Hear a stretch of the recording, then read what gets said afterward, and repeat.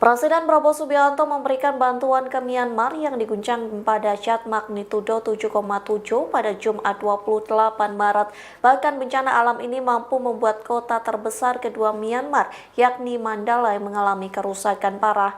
Pala bantuan pun akan diberangkatkan pada Senin 31 Maret 2025. Prabowo langsung mengucapkan belasungkawa untuk Myanmar dan Thailand melalui akun X resminya pada Jumat, sekira pukul 21:23 waktu Indonesia Barat. Prabowo pun mengaku Indonesia siap memberikan semua dukungan yang diperlukan oleh Myanmar. Diharapkan bantuan dari Indonesia bisa menjadi upaya pemulihan di daerah yang terkena dampak bencana. Bahkan Prabowo mendoakan negara yang sedang dilanda bencana itu. Sementara Panglima TNI Jenderal Agus Subianto memerintahkan persiapan pasukan untuk dikirim ke Myanmar. Adapun bala bantuan itu yakni kapal rumah sakit dan pesawat untuk misi kemanusiaan pasca gempa. Jenderal Agus juga memastikan bahwa TNI akan mengirimkan tim SAR, tim evakuasi medis, serta tim ZENI. Tak hanya itu, ia memastikan bantuan kapal rumah sakit KRI Dr. Rajimanudyo Diningrat dan 3 pesawat C-130 Hercules segera sampai di lokasi bencana.